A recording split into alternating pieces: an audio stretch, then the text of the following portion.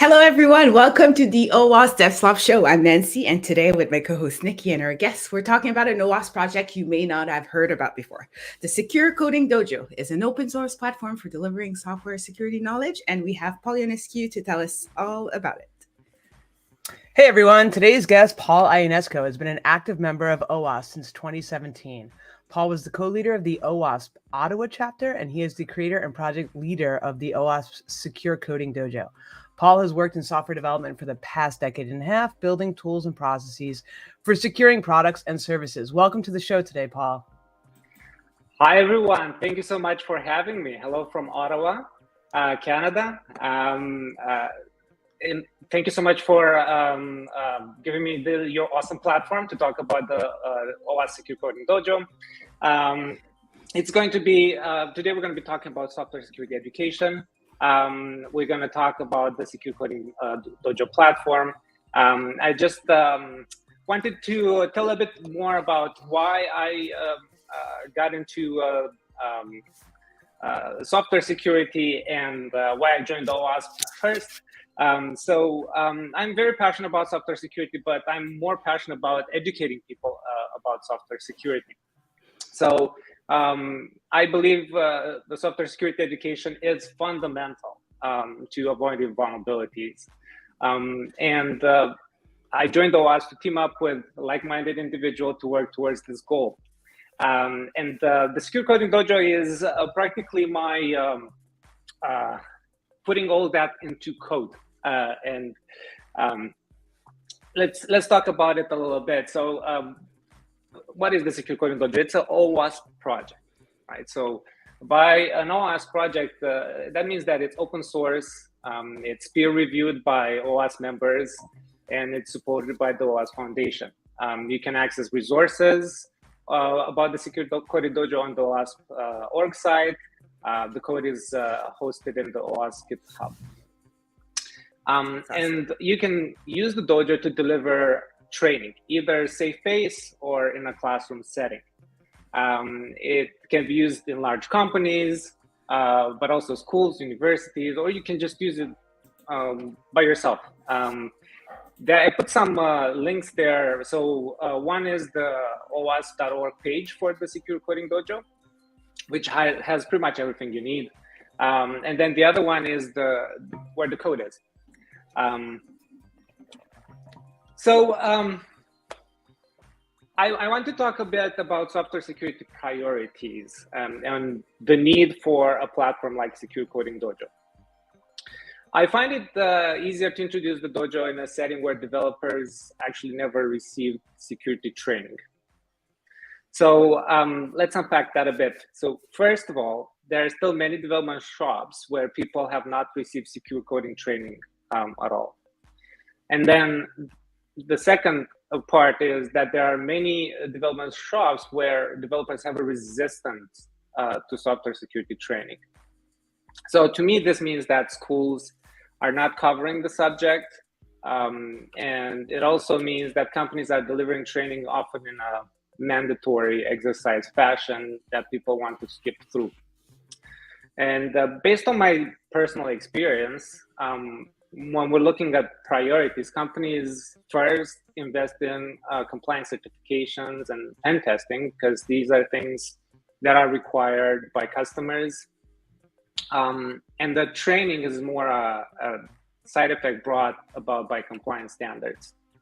On the other hand, in universities, software security only comes in the form of one or two best practices as part of programming language classes. So I remember some input validation when I was learning C, but that's pretty much it. There's no dedicated software security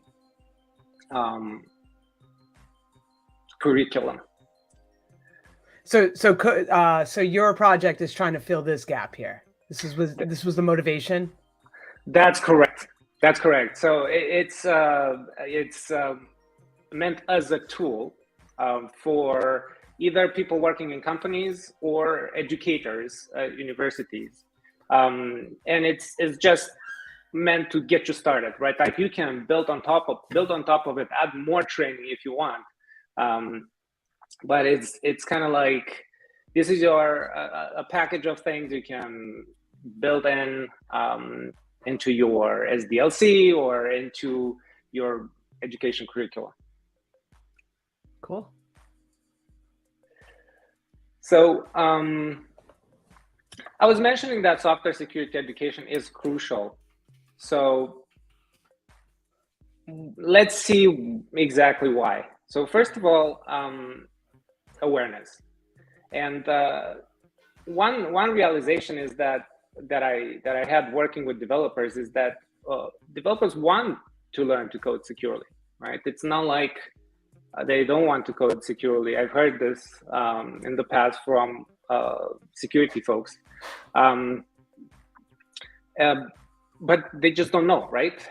So enabling them, giving them the tools, delivering effective training will raise the awareness and will lead to the second bullet there, prevention. So this is kind of like your most cost-effective approach to avoiding security bugs. And we all know the story, right? That it's 100 times more expensive if you find a bug in production versus early in the development life cycle.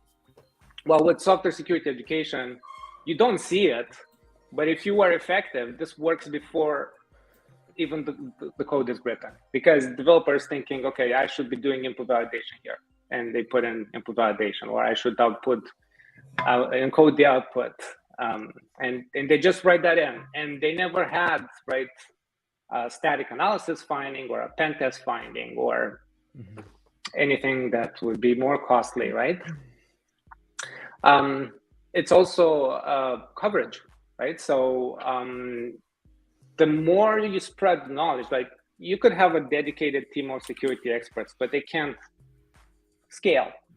But the more you spread the knowledge, the more people can conduct security activities. They don't need to be security experts. If they have a basic level of knowledge about security, it matters a lot. Take input validation, for example. That's a very simple countermeasure. You don't need to be a pen tester to know about it. So if people start employing input validation, then your attack surface drops significantly. Let's say 90% of your input is input validated, then 90% of the attack surface drops. And then visibility, right? So if you're a single or small team of security experts in the company, you can't know everything that's happening. But if you deliver a software security education, if people adopt this, then they will let you know when they need your help, right? You don't need to police things. People come to you. They know, oh, I'm developing a web application, or I'm developing a database backend code. I know there's either cross-site scripting for the web application I learned in the training, or there's some SQL injection on the backend. I don't fully remember, or I'm not sure of my countermeasures. I'm just going to go and ask, the security team, because I know it's there, right? So it's a culture change, right? It helps you change the culture, which is the first and most important step in the software security journey. And your security dojo is meant for everyone in an organization, or it's really meant more for security people, or you want it to be like expansive, so developers, security people alike are all all have an opportunity to engage with it in an effective way? Yeah, it's really meant for everyone. It's meant for beginner security people, like a junior pen tester, they could take it on. It's meant for developers themselves. It's meant for testers, because they'll include security tests as part of their test plan. So everybody that is working in an engineering group, perhaps less management folks, but even then they're welcome, right? They can take this training. Cool. So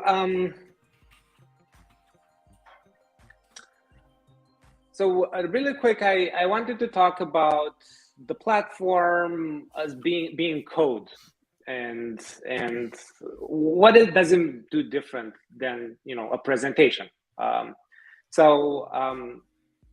delivered presentations in the past, and well, believe me, so in one of my OWASP top 10 presentation, one of the engineers was dozing off. Like, I saw one of them falling asleep, and not everybody's an engaging presenter.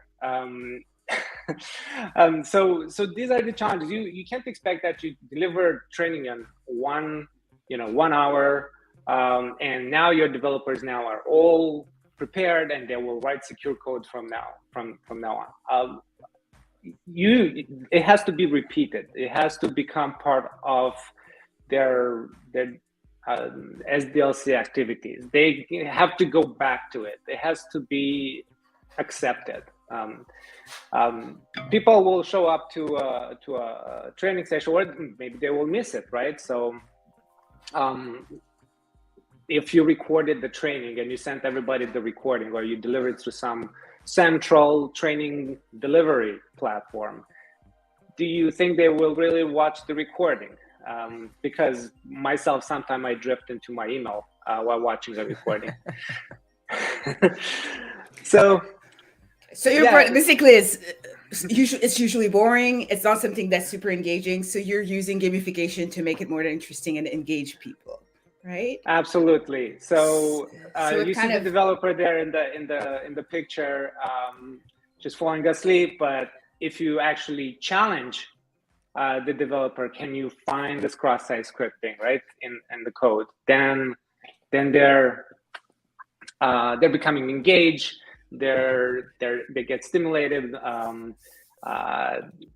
Also, if you create a competition kind of setting with it, this drives increased adoption.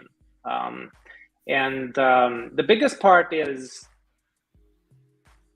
if you become active part of the training, if you conduct the exercises, like if you actually exploit a vulnerability, then you learn by doing, and that sticks to you better than just listening to a session. So I was thinking that we can do the same thing here, right? Not just have my presentation. I've been talking for a while and make it a little bit more interactive. So the next slide, I'm actually asking people if they could find the cross-site scripting. Yeah, I guess you can answer that in the chat, or could you put your screen full screen so we can see that? Yes, absolutely.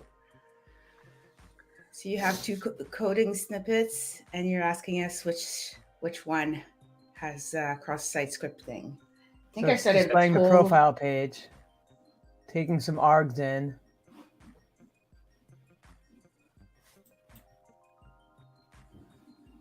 Do we have any answers here? I guess A or B. We'll just say the one on the left is A and the one on the right is B.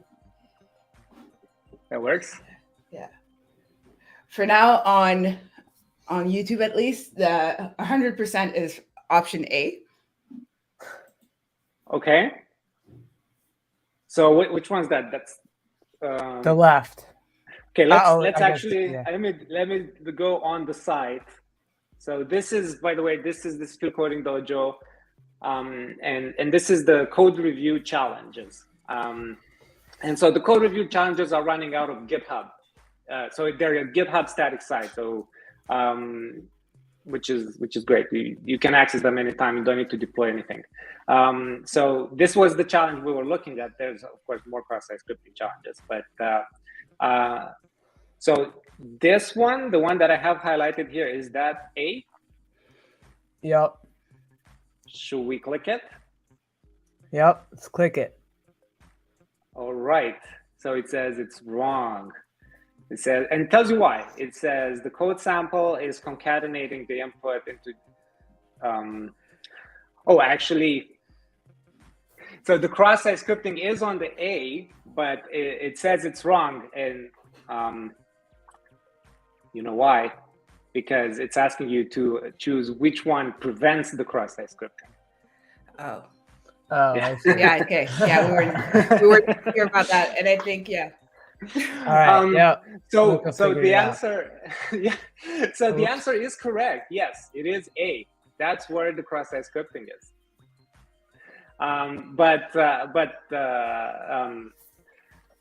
The training is more geared towards the concept of preventing the issue, right? So if you were to write your code, rather than finding the mistake, how can you write your code in a safe manner? And that's why you can see there's a highlighted prevents here, because it's a common mistake, which even myself make sometimes. So Paul, once you install the dojo, what do you get with the dojo? What's included? What do you see? What are the features that you've implemented in the dojo? So I have a slide for that. So let's go back to that.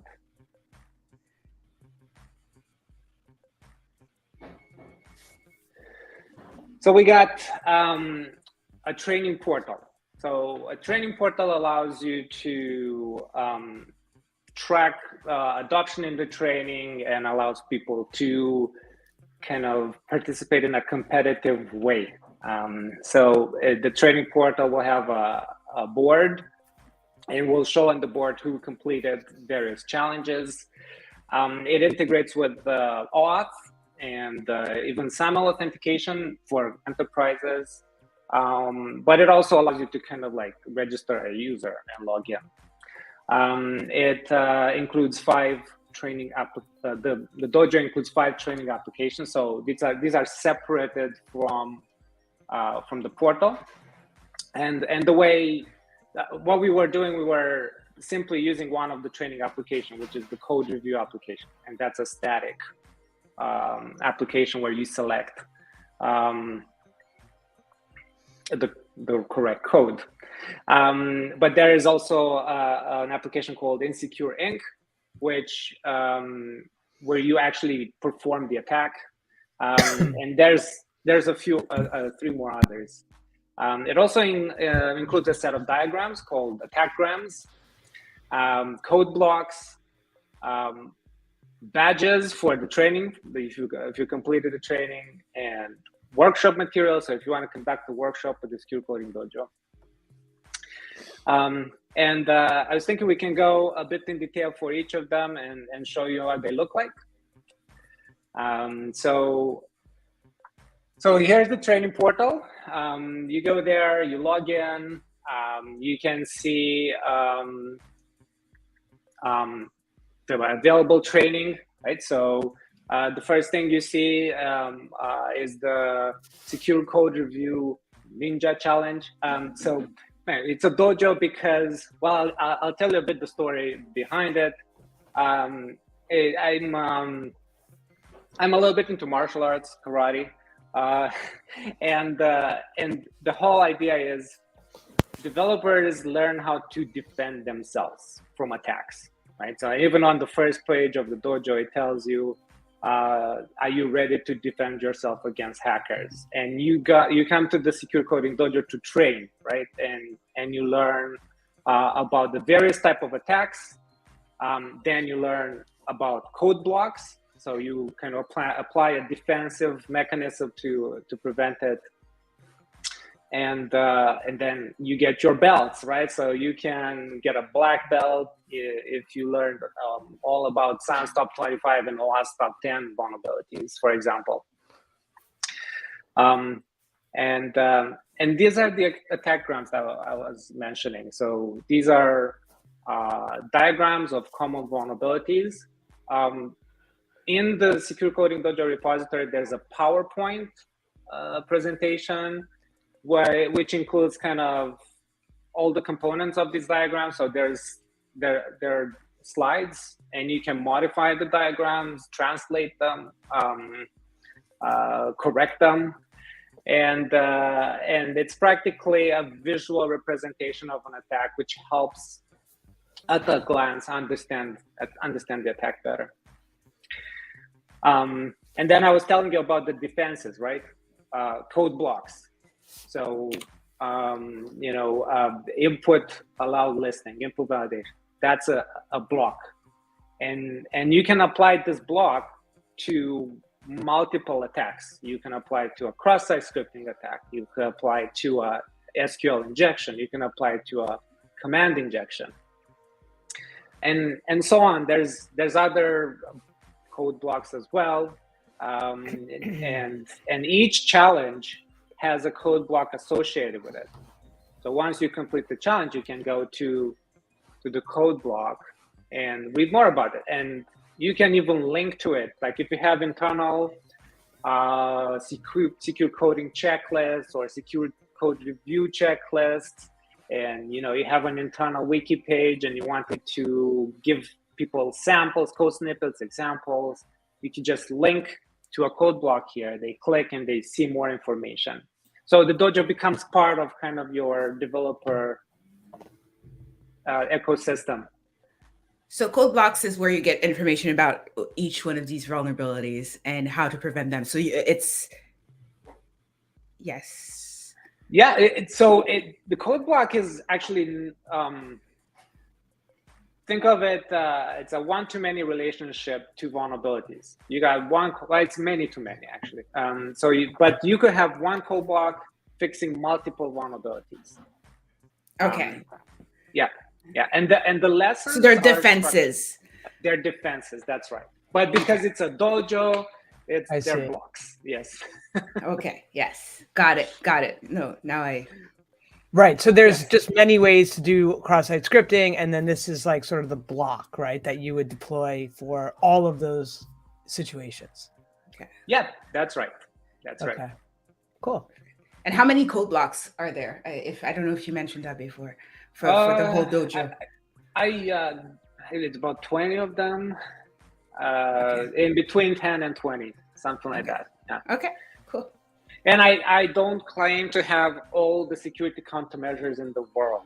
And this does not intend to make you an expert. It's intended to get you to the point where you know about it enough that you can go research more, you can go to an expert, and you know where the risk is. But it's fair to assume that if you go through the 20 code blocks, that you have a foundation of what you need to prevent most vulnerabilities, at least that you address in the dojo.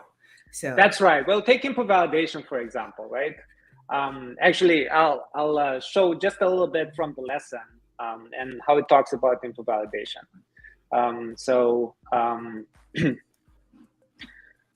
This is a deployment of Secure Coding Dojo on OWASP.org. So it's securecodingdojo.owasp.org. And it's publicly available, so you can access it and follow through if you wanted to.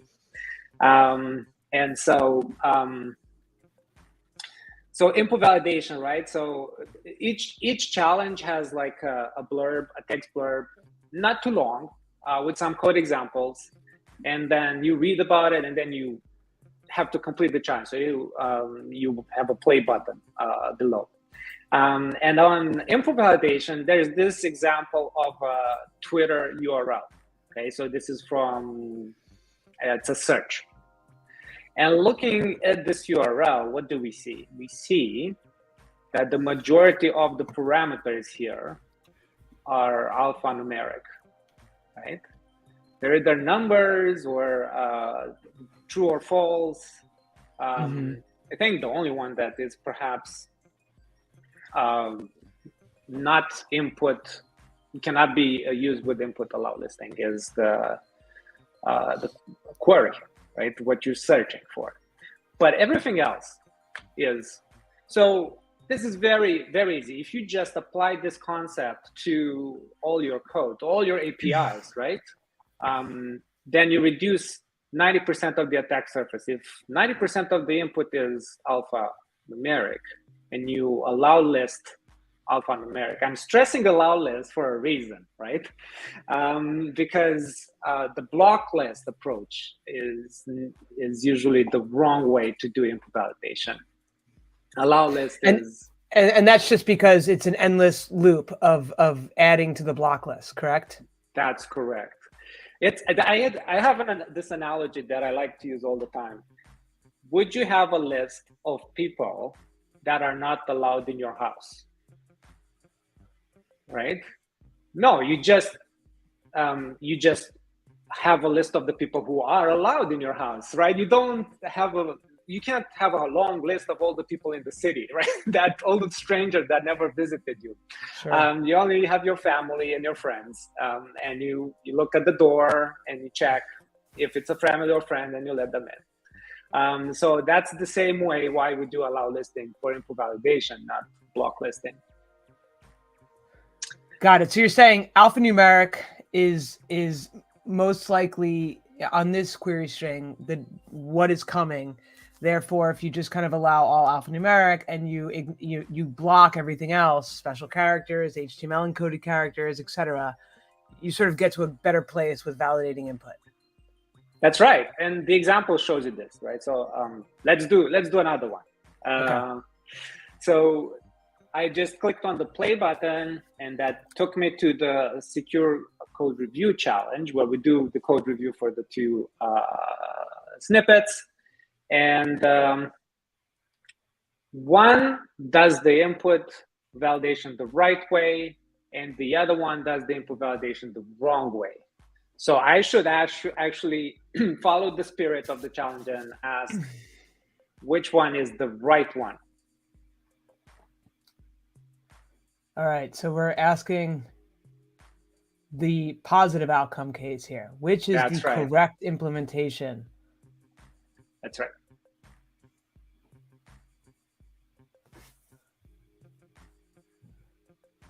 You can use the chat for your answers, either YouTube or Twitch. Yeah. No, there's a delay between when we ask a question and when people hear it, so that might take a while.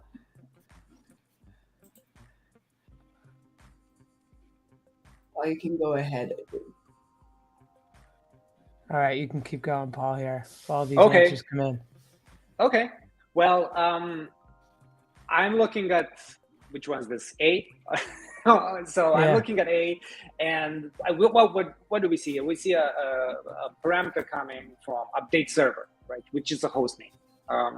And this is going through some validation. Okay, so this code must be good, right? We're doing some validation here. And we're seeing that it says, okay, if the update server has a semicolon in it, or it has an ampersand in it, then not good. So practically what it says here, if it doesn't have semicolon and ampersand, execute the code. Otherwise, don't execute the code, right?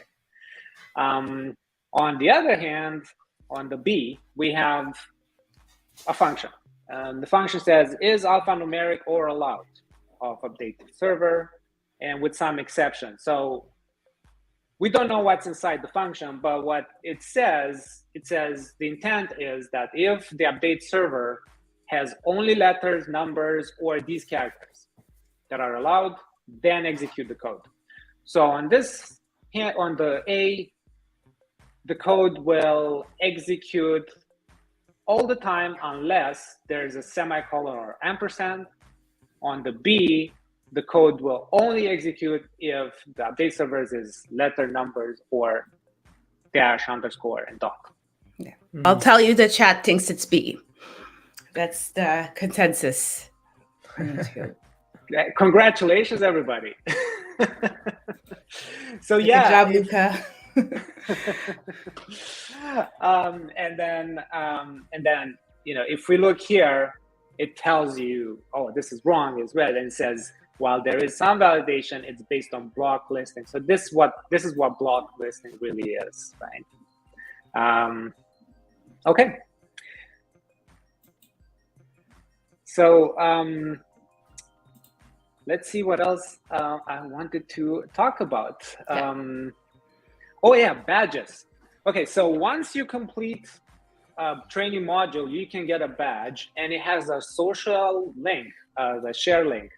And you can put it in Slack or put it on Twitter or LinkedIn and say, look at me, I've completed the Secure Coding Dojo. This is my badge. And it's, I'll show you on the site. Yeah, we got to see what they look like. Yeah, right here. So this is completed. You can see that all is check, check, check. This is the easiest module, entry-level module, right? It takes you about 15 minutes to complete. And then once you do it, you get this purple badge, and this is how it looks like. Okay. And cool. your information is stored in this encoded parameter right here, encrypted. which is signed. Yes. Luca's asking in the chat if these can be branded in your own company. So if you deploy your own dojo, you can brand your own badges. Yep, absolutely. It's open source. So what I love the most is actually when I search Secure Coding Dojo to get to GitHub or to the site, and I find other companies' sites online. Yeah, and it's your trip. Absolutely. Yeah, you're a proud dad. Yeah, and I do see them modify them, right? Like it's not the same. They just put their own logos and they change it. So awesome. That's the idea. Okay. Remind me if you mentioned that, because I remember when using the dojo, there was different modules, right? Like I know there was the introductory. We've held, I think you're going to talk about that, but at the university, we held a workshop before, but it was the basic one. And then there's different belts depending on your level. So how does that work? Yeah, well, it's just like in karate. So you first get your white belt, they teach you the basic moves, and then you get more advanced and more advanced as you practice more.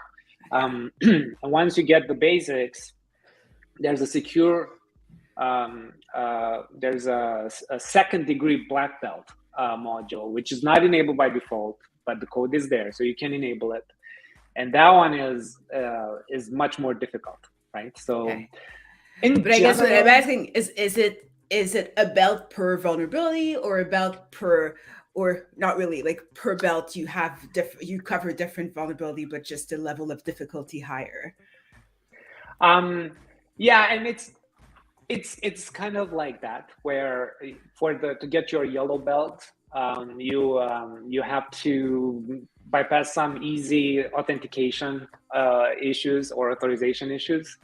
And then the last one is a deserialization attack, and you got some buffer overflow there as well. So yes, it's kind of like going from easier to exploit and understand vulnerabilities to the more tricky ones. Okay, cool. Yeah, and so that's the black belt, right? And we should go into that a little bit too. And maybe I should just demo one of the black belt challenges so you see how it looks like. So going back here. So this is the black belt. I have not completed the badge for this one, so it's grayed out. But I can tell you that once you complete, there's going to be a background. and it looks much cooler. Not that purple is not cool, but the black one is the black belt. And so here I've completed a bunch of them, and you can see my progress on the top, right? So I have 16 out of 22 completed. This one is a more challenging module, but don't be too scared about it. Okay, because it has a lot of information. Except for deserialization, you only need your browser. Like, you don't need your burp or zap or what have you. It's intended for developer. It's intended to be accessible. What you do is you get the code, right? So here we have a reliance of untrusted inputs in a security decision. Okay, so you get the code and you can look at the code. Okay, this is the code, and we see here that the code does this. If is admin equals true, then administration page logic here, and that's what it does. And now as you scroll down, you see, they have the code blocks associated with the challenge, okay, which is do validation on the server side. We'll see in a bit why. And then here's the attack run. And it says, okay, this is a restricted page. And the attacker says, I am admin. And it lets them in. And then you get a mission. Access the admin page from the attack of the demo user. Should we play? Yeah. Okay. And all of this infrastructure, depending on how you deploy it, comes up wherever you have deployed it, correct? Yeah, it runs out of Docker containers, and we should get into that as well in a bit. Yeah, you can deploy it in, like, you can have the training portal running in your internal component network, and you can deploy the insecure side. I think that's what you're asking, Nikki. You can deploy it in a segmented, safe network, right? that the vulnerabilities cannot be used from. Yeah, and if you're just on the OWASP site, you could just click it and it just works, right? You don't have to deploy anything. That's right. Okay, That's right. So you have a lot of flexibility here. Yeah, this one I deployed it as, for this special occasion, and I plan to keep it. We have it running and hosted by OWASP. Cool. That's awesome. So here we're in the guest section of the site. What should we do here to pass the challenge? Looks like that URL looks good. The URL looks pretty good, yeah. So it says, is admin equals false? Let's see if we put it to true. Yeah. And there you go, you got it. That's it. So this is one of the easy ones. You start with this, but here we have a command injection attack, right? So you can play the command injection one, and you're gonna have to insert commands and read the password files, right, from the system.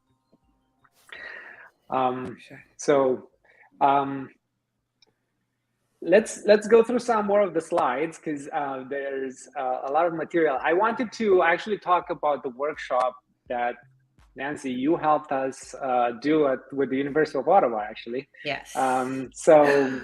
People. So this good times, yeah. I don't recall that time. I was touching people. Oh, I can't see your pictures. I can't see your slide.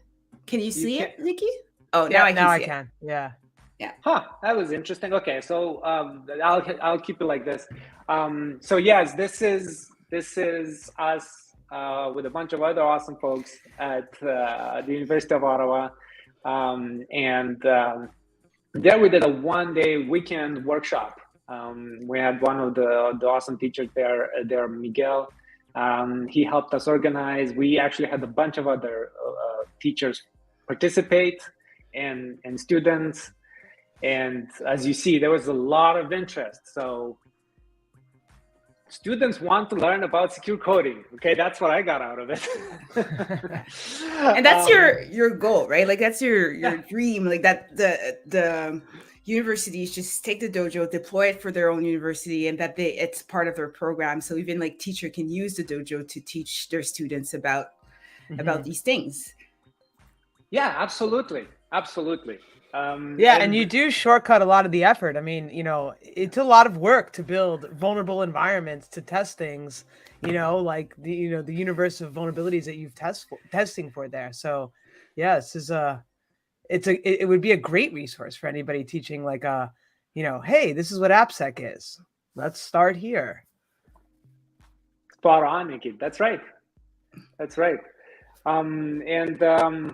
Yeah, it's just one of my most fond memories. I thought that was a great success, and that actually what we did, Nancy helped a lot with the organization, and we captured some of the logistics and the things that are needed to run a workshop like this. So if you want to run your own, if you have a university nearby that you want to organize this for, we have this on in the GitHub repo. There's a workshop resources, and there's everything we captured from that experience.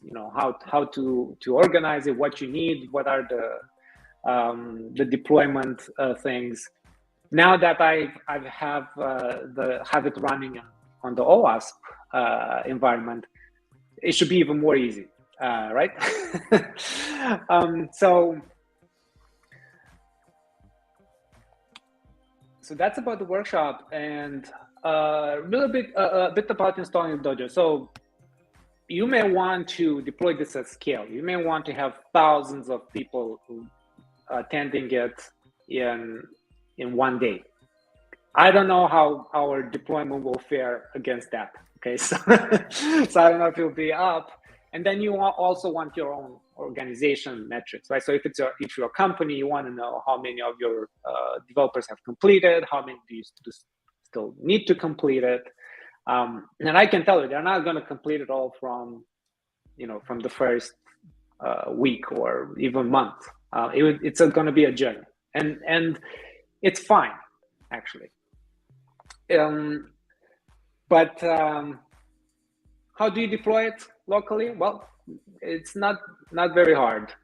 So if you clone the Git repo, then change the directory, run setup basic.sh. And what's in there? So I have it right here. Setup basic sets up some environment variables for you. So it makes a dojo files directory, and sets up some data dir and challenge master salt environment variables, and then it executes the run basic commands, And this one is a Docker Compose up. So it's running as Docker containers.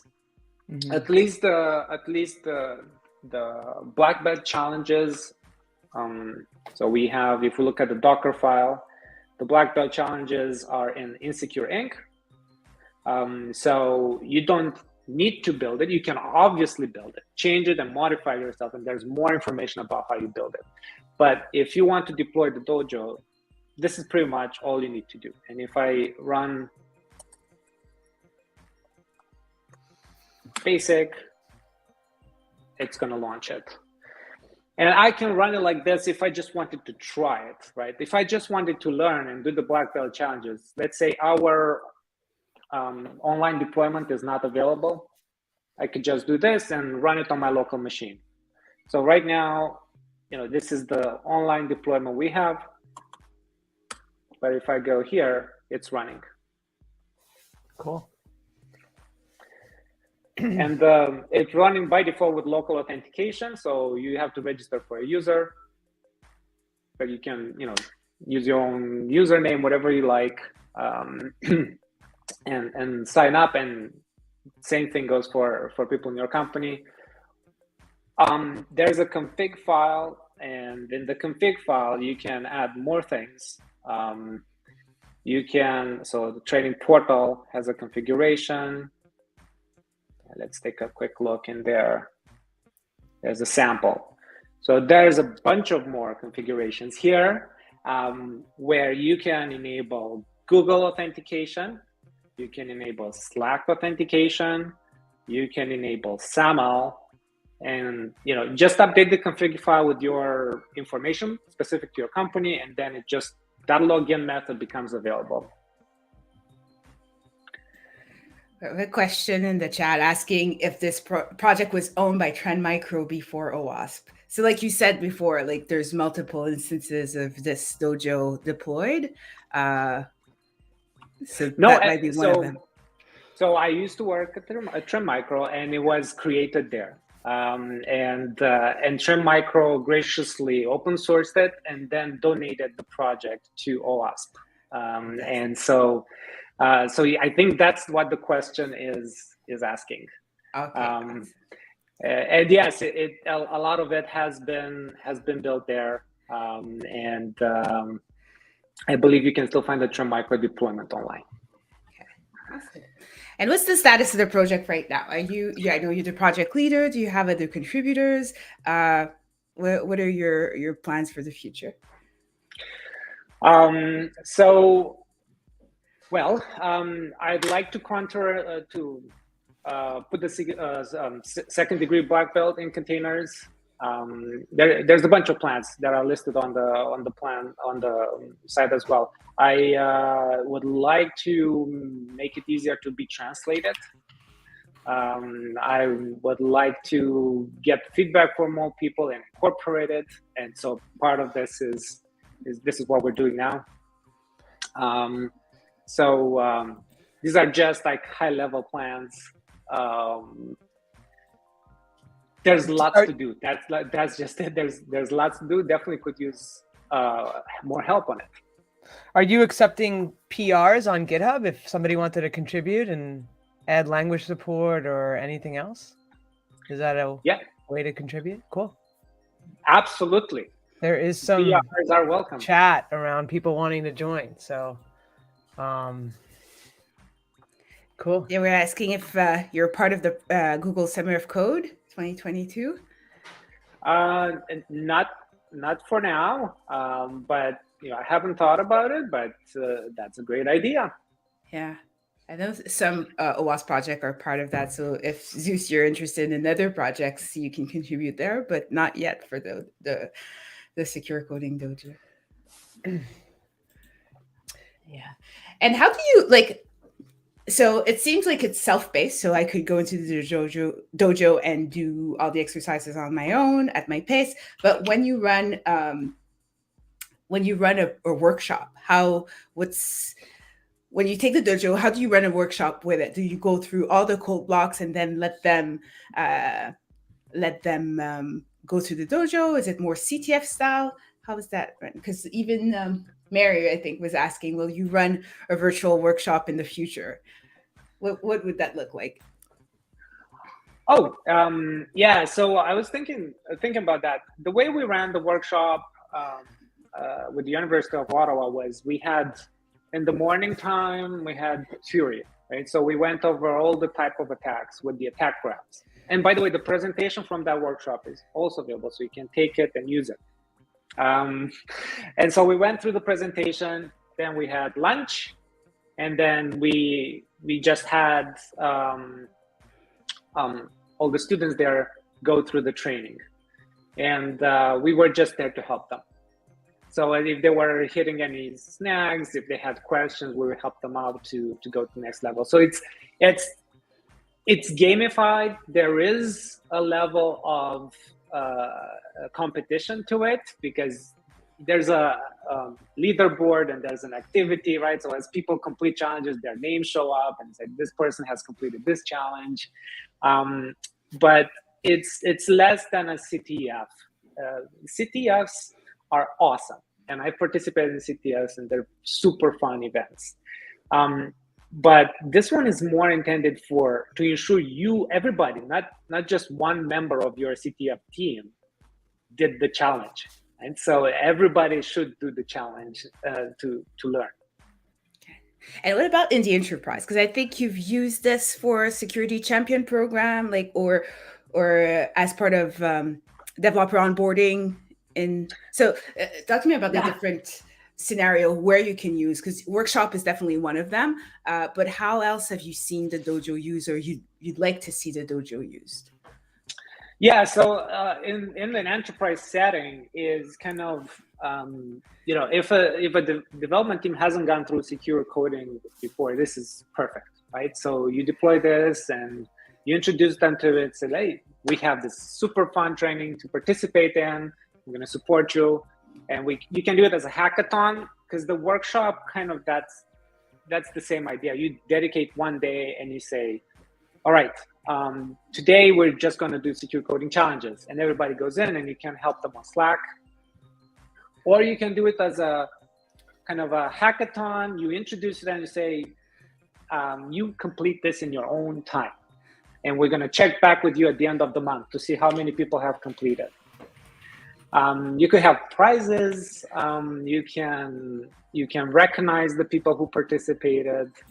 The biggest part is that it stays there. It doesn't go anywhere.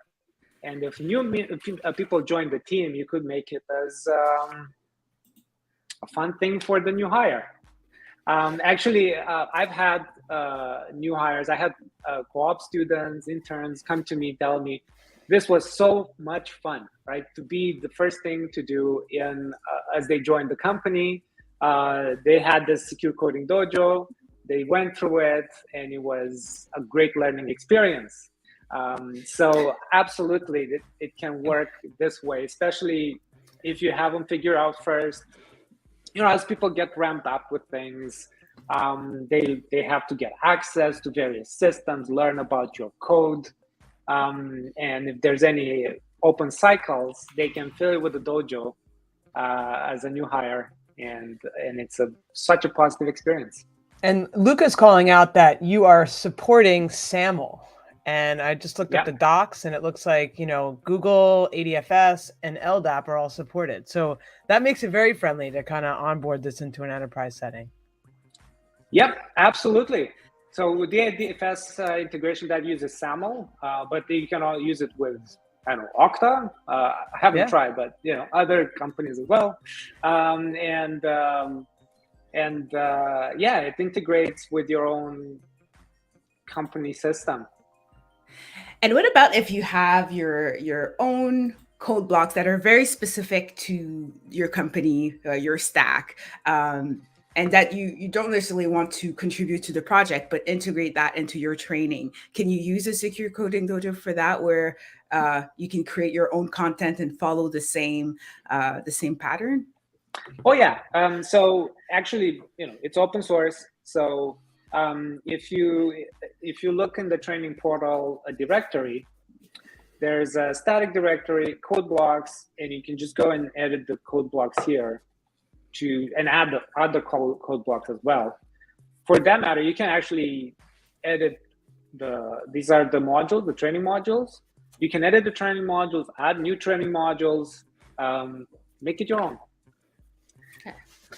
If you find any mistakes, if you find any problems, please let me know. That's the whole idea, right? Actually, I appreciate it, and I consider this part of contributing to the project, letting me know if there's any hurdles to adopting it. Zeus is asking what languages are supported in the dojo, right? Like the specific blocks or the specific use cases, PHP, Java. I mean, I saw some Java blocks, but what languages do you sort of universally support there? Yeah, so the code snippets are language specific. So we got Java, JavaScript, C, it's not like they're so complex that they wouldn't apply to another language.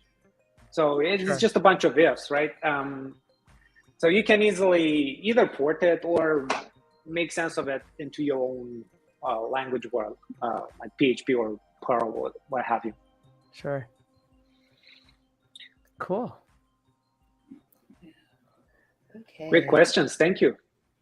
Yeah, I mean, a lot of people are showing interest. They want to join. Someone sent you a LinkedIn invite to chat more about this.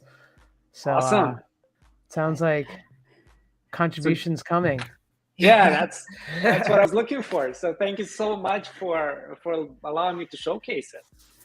Yeah, I mean, it's a lot of work to maintain an open source project like this. So thank you for kind of building this and making it open source and having the community contribute to it, and just furthering the educational journey here that us security people are always kind of looking to advance. Yeah, no problem. I feel we're at the end of the hour, but I'd love you to share more resources. I think you have a slide for that, for all the resources you have available for people to follow up with. Yeah, well, so pretty much actually, if you go on GitHub and search for it, just Google it, you'll find it. You'll find it on GitHub and you'll find it on the OWASP org site. And from there, you can access the resources. So, so this is the project page on the OWASP org site, and from there you can get access to the demo site that I was showing, securecodingdojo.owasp.org. There's more stuff. There's the GitHub, and on the GitHub there's a Secure Coding Dojo wiki, and here you have lots of information with deploying, right? So, and how to integrate with Google, with Slack, how to run the various sites, what's in the training and how it maps to SANS and OWASP Top 10, and like I said, lots of information. And there's also a Twitter handle that you can follow and tweet at. So that's at Secure Coding Dojo.